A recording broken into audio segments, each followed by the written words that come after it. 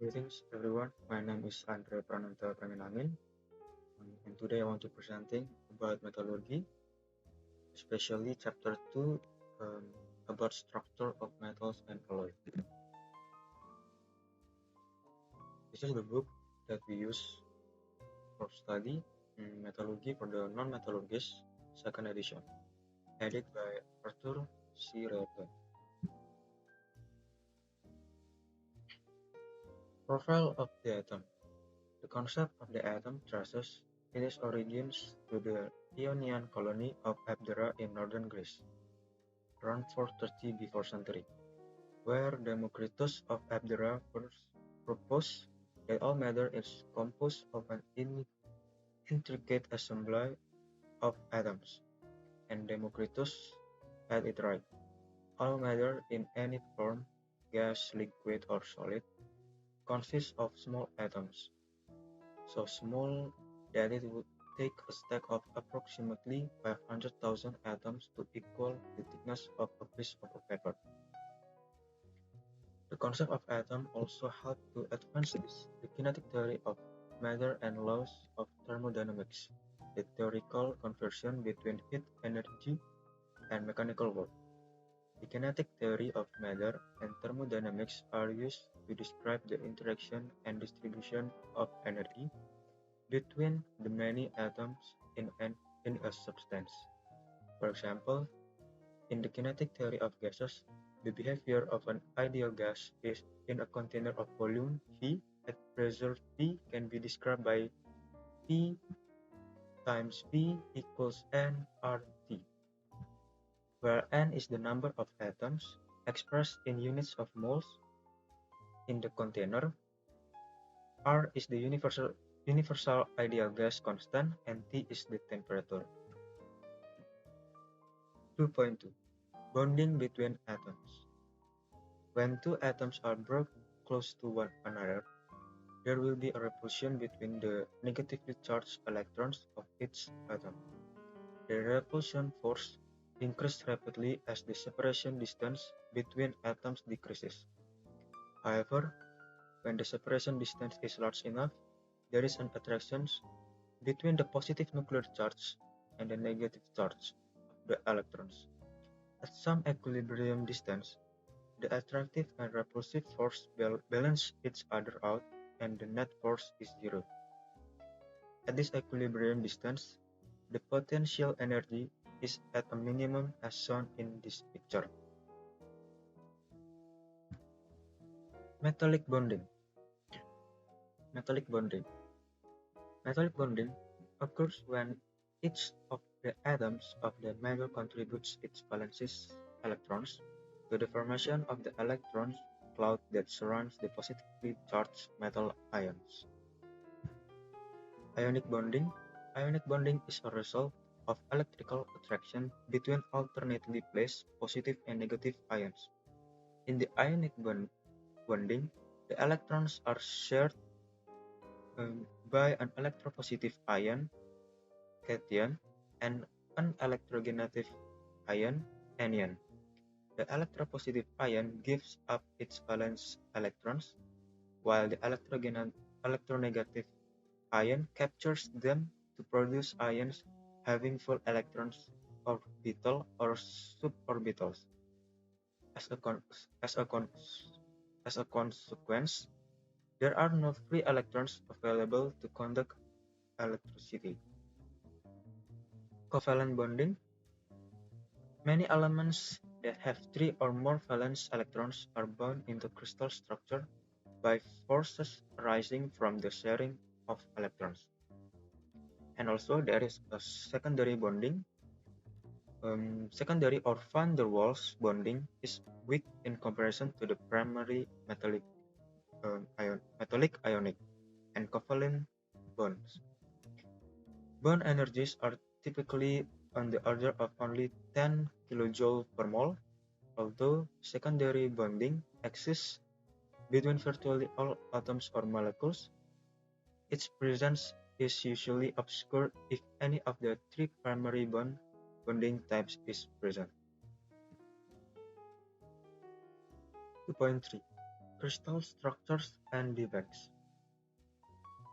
When a substance freezes on cooling from the liquid state, it forms a solid that is either an amorphous or a crystalline structure.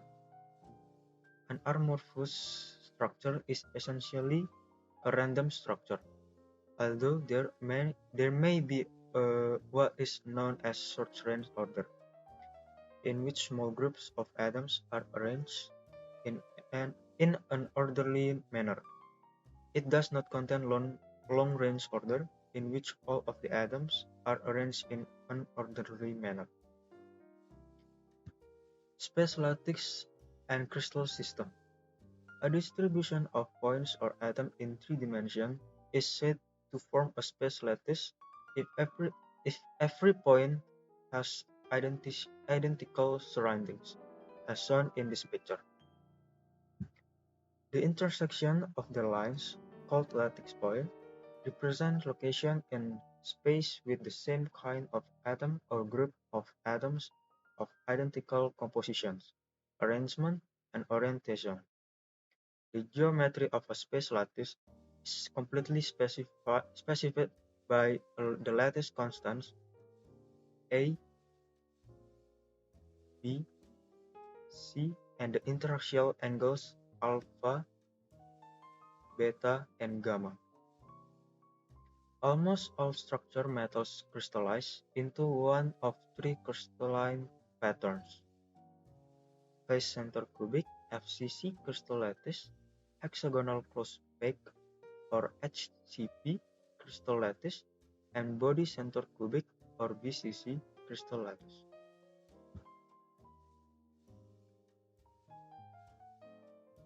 Two point 3.2 Crystal imperfections and plastic deformations.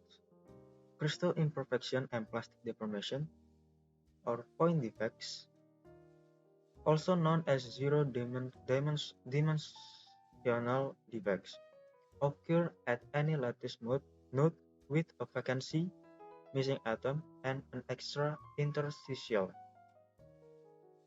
or an impurity substitutional atom. Point defects are inherent to equilibrium state and are thus determined by temperature, pressure, and composition. Line defects, or one-dimensional defects are known as dislocation, and lie along an axis or line of atoms in a crystalline lattice. Dislocation can be either positive or negative, depending on whether the extra row of atom is in the plane above or below the dislocation line. A is for interstitial atom, B is for vacancy, and C is for range atom in lattice site. Volume defects include discontinuities such as porosity, inclusions, and microcracks, which almost has reduced strength and fracture resistance. The reduction can be quite substantial, even when the defects constitute a relatively minor volume percent. 2.4 Crystal structure of metals. Most metallic materials are polycrystalline, that is, they consist of many very small crystalline grains. The crystalline grains form during solidification of most metal and alloys, and many different grains typically form independently to produce a polycrystalline microstructure during solidification. However, specialized solidification methods are also used to produce alloys with a large single crystal structure. And under certain circumstances, this structure can be produced with a preferred orientation of the grains. hexagonal close-pack or HCP system, the atoms in the HCP system are also packed along close-packed planes. Atoms in the hexagonal close-packed planes, called the basal planes, have the same arrangement as those in the FCC close-packed planes. However, in the HCP structure, these planes repeat every other layer to give a stacking sequence of A, B, A, as previously described. The number of atoms belonging to the HCP unit cell is 6, and the atomic packing factor is 0.74. Note that is in the same packing factor as was obtained for the FCC structure. Also, the coordination number obtained for the HCP structure is 12, is the same as that for the FCC structure.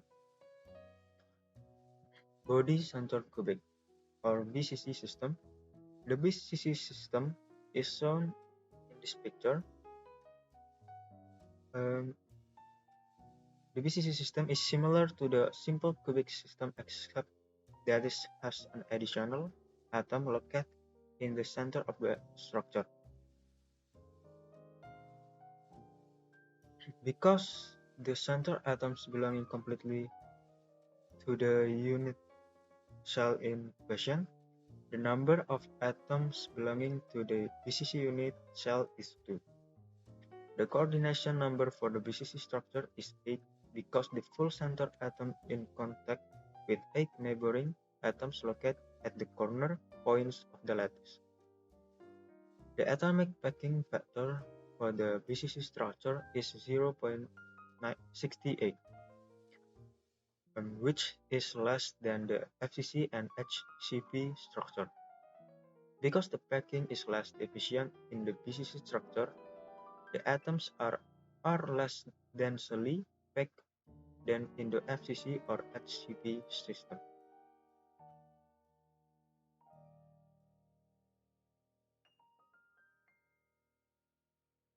2.5 Diffusion. Movement or diffusion takes place in both solid metals and solid alloys in a variety of ways. The vacancy process is one common example of diffusion. Open or vacant sites in a lattice are a common type of crystal defect, and atoms can move to unoccupied lattice sites.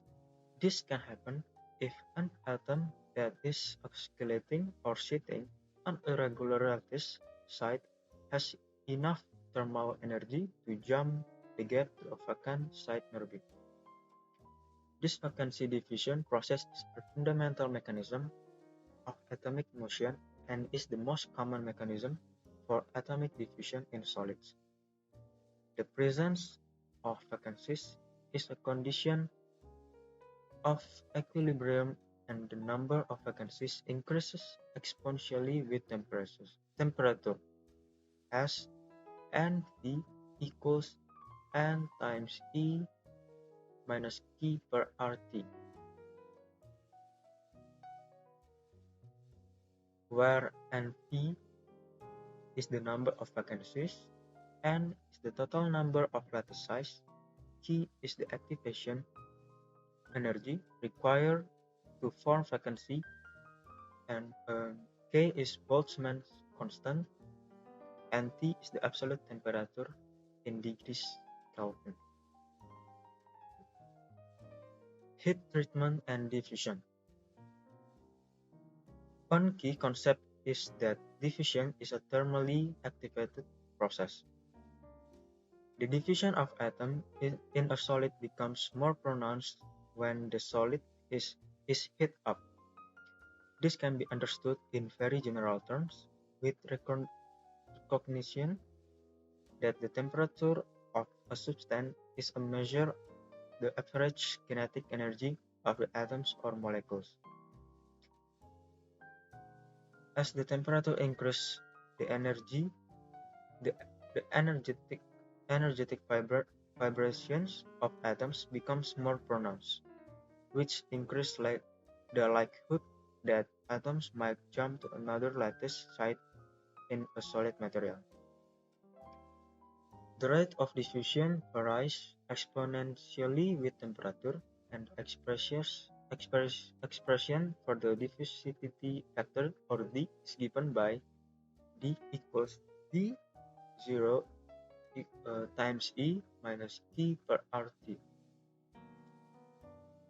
where D0 is the diffusion constant, R is the ideal gas constant, and K is the activation energy for the diffusion process.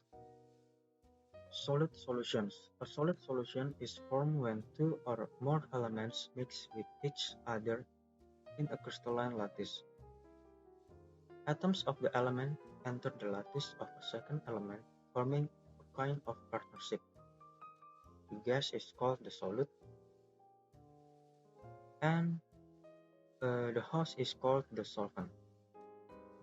There's only one solvent, but more than one solid may be involved.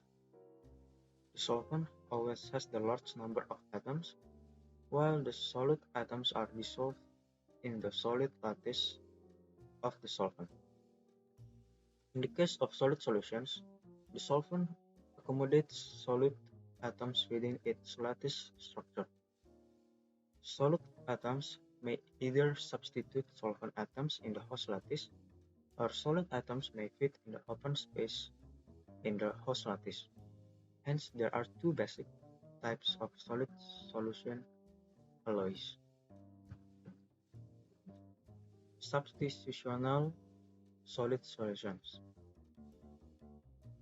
where the solid atoms are about the same size as the solvent atoms.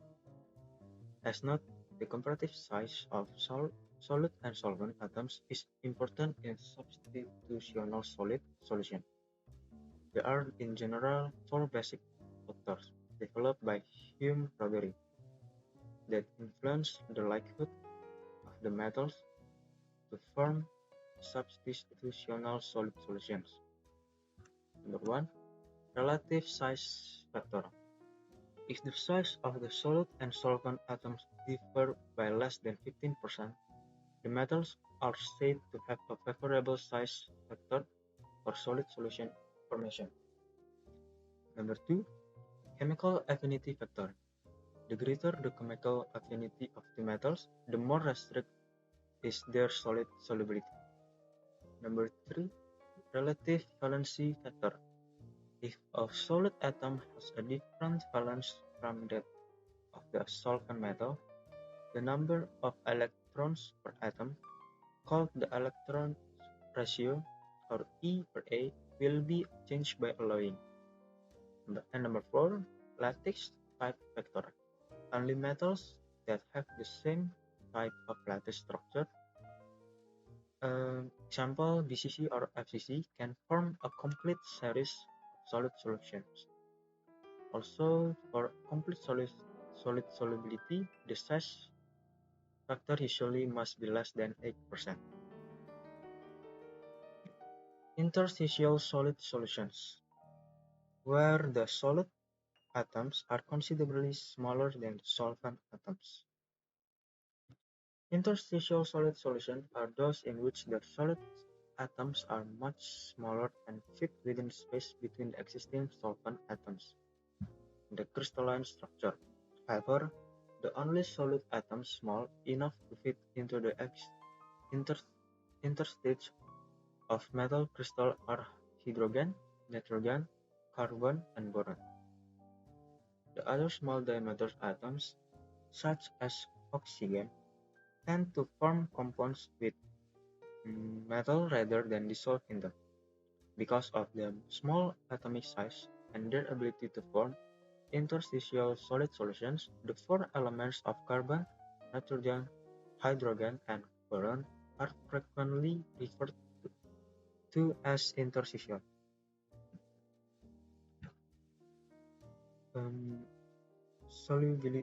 Solubility limits, like the solubility of salt in the water. Solid Solid solubility is a measure of how much solute can be dissolved or incorporated into the host lattice.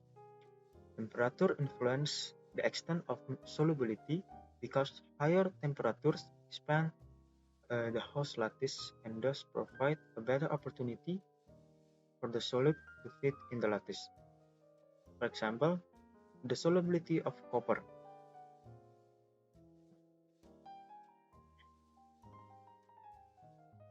The solubility of copper and aluminum at room temperature nominal at approximately 0.9 copper by weight,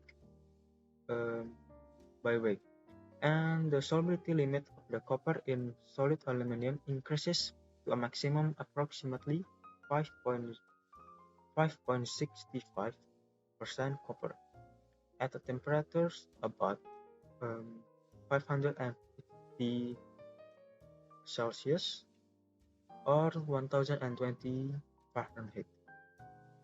This picture also plots the effect of the temperature and solubility limits of some other alloying elements in aluminum. 2.7 Allotropy of iron. Heat forces the movement of atoms through diffusion, and the heating of iron or steel can cause the iron atoms to rearrange themselves into different types of crystal lattice. The shifting of atoms into a different crystal structure is referred to as an allotropic change, and an iron is an allotropic element that changes its structure at several temperatures, known as transformation temperatures. We can see in this picture solubility curve of carbon in the ferritic or VCC of the iron-carbon phase diagram. Note that carbon alloying creates a two-phase region of ferrite and austenite. This is a factor of steel heat treatment. The AE2 line is the boundary under equilibrium condition between the one phase of ferrite region and the two phase alpha plus gamma region. 2.8 Melting. Atoms are in constant motion. When the temperature increases, the atom becomes more energetic and thus are more likely to have sufficient energy to break away from their bonds with adjacent atoms. At some point, the temperature achieved is sufficient to cause melting. In liquids, atoms are further apart than in the corresponding solid. For example, the density of plain carbon still heat to the liquid state is approximately 20% lower than the solid form of the same steel. The liquid phase doesn't possess the long-range order of solid, but strong interaction still occur between neighboring atoms in liquids. Unlike gases, pure metals melt at a unique temperature called the melting point.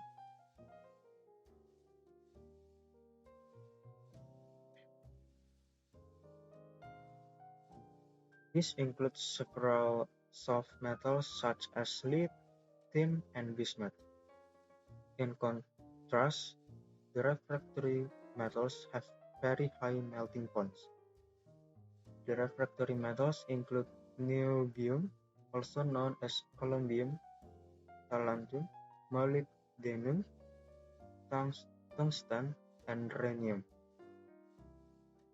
In this picture, you can see the heating and cooling curve of pure iron with critical temperatures of two ferrite or VCC phases and the austenite or FCC phases.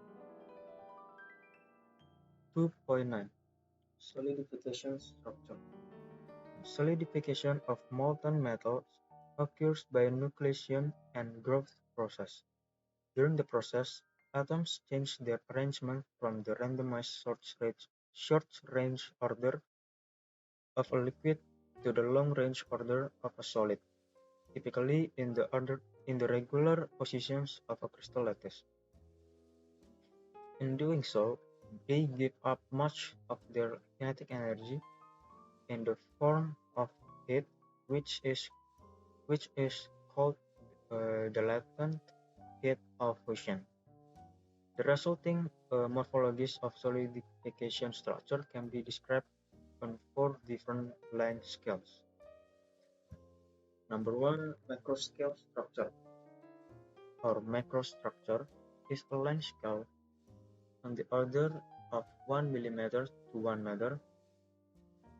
Elements of the macroscale include a shrink-edge cavity, macrosegregation, cracks, surface roughness or finish, and casting dimensions. Columnar grains growing inward are a typical example of a solidification macrostructure. Number 2, mesoscale structure is a length scale on the order of 10 to -4 meter. It allows description of the microstructural features at the grain level without resolving the intricacies of the grain structure.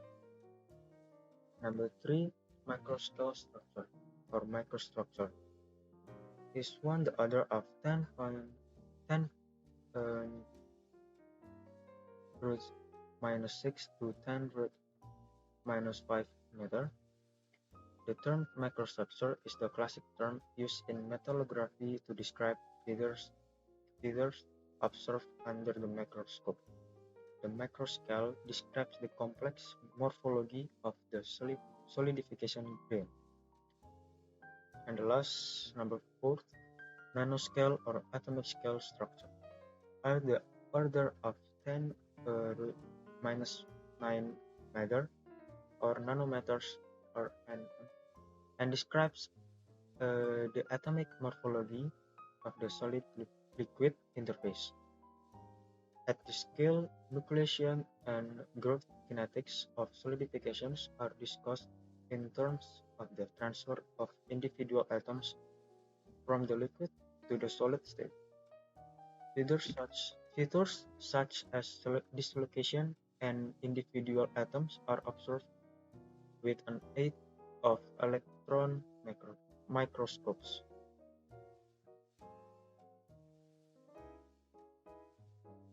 2.10 Using equilibrium phase diagrams.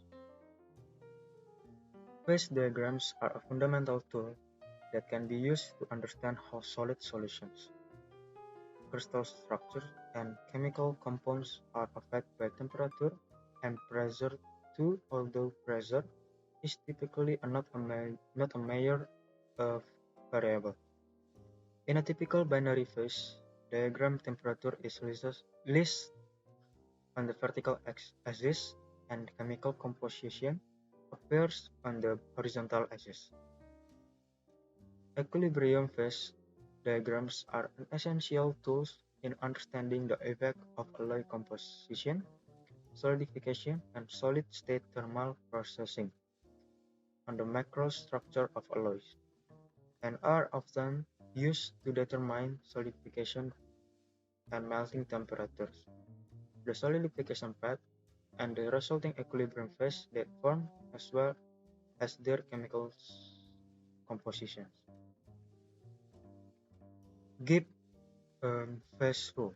Gibbs used the term phase for each homogeneous region of a system, and he expanded the concept to describe the thermodynamics of heterogeneous solids.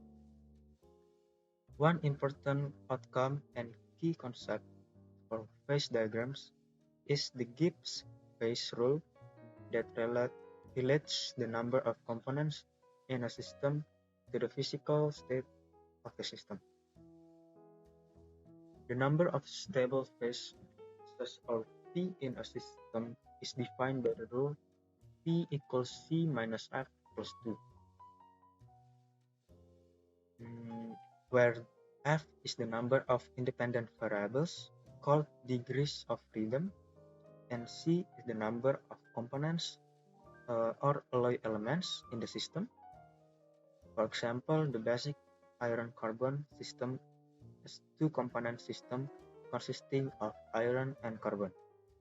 Independent variables include temperature, pressure, and the chemical concentration of a component. Because pressure is held at constant value of 1 atmosphere or atm in this diagram, it is no longer a variable. Therefore, P plus F equals C plus 1.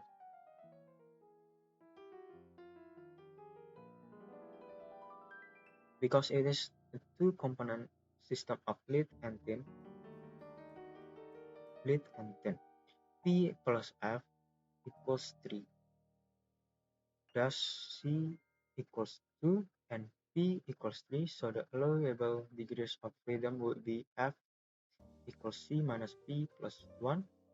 So F equals 2 minus 3 plus 1, it equals the F is 0.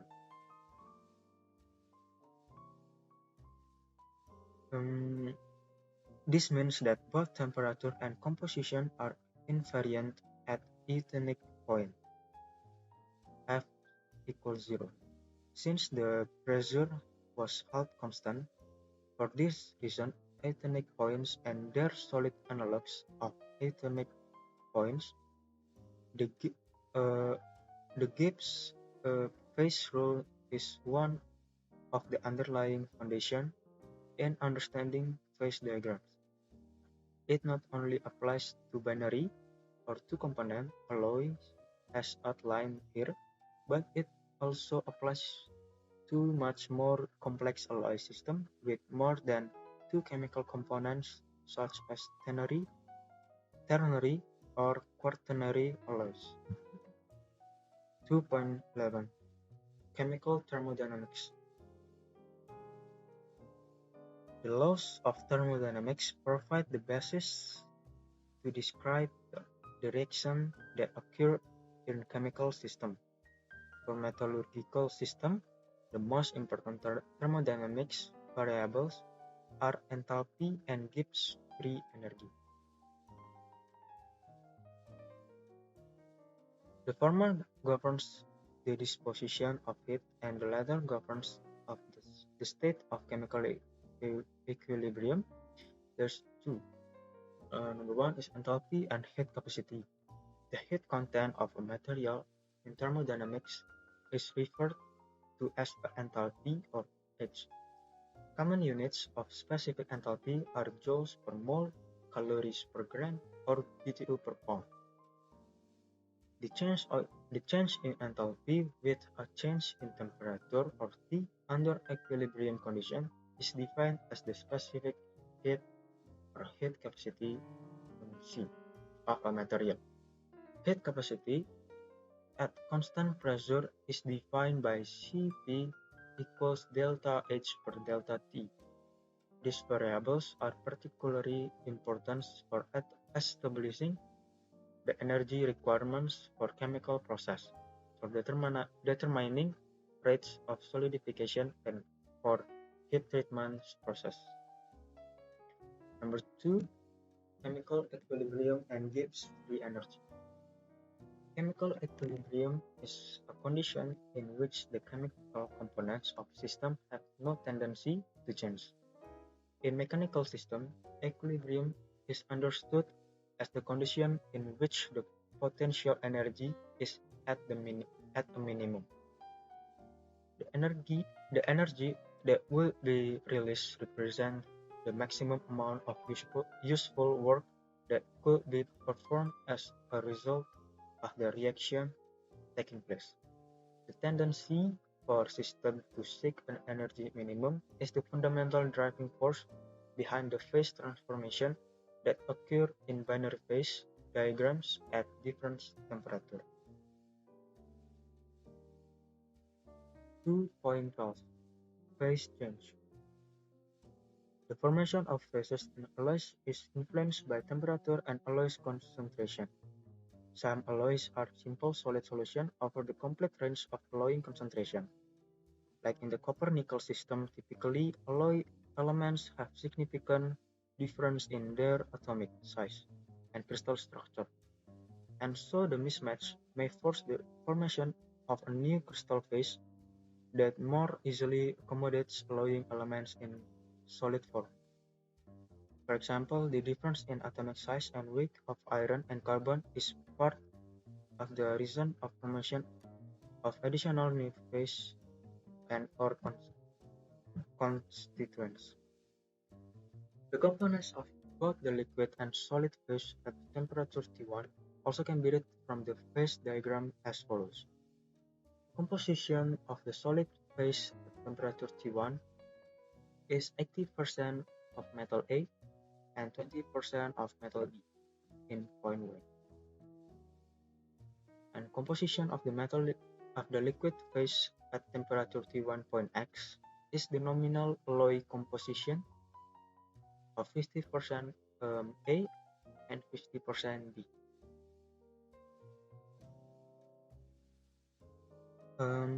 Level rule. Equilibrium phases diagram provide a useful tool in understanding the chemical concentration of component C in a given phase or P. For example, consider the solidification of simple solid solution alloy like in this picture. The alloy has composition 50% of metal A and 50% metal B. During slow equilibrium solidification, the first solid phase begins to form at temperature T1. Eutenic alloys and solidification. More alloy systems do not have such simple phase diagrams as a completely isomorphous system. For example, eutenic system form when alloying additions cause a lowering of the liquid's lines from both melting points of the two pure elements, as previous noted. There's a composition with a minimum melting point. Eutenic points occur as the equilibrium temperature, where the eutenic composition is the same in the all three phases: liquid, solid, and liquid solid alpha phase and solid beta phase. The eutenic composition also solidifies completely at a single temperature and is also referred to as an invariant point, as noted in describing the Gibbs phase rule. And that's all from me to presenting chapter 2, the structure of metals and alloys. Thank you very much.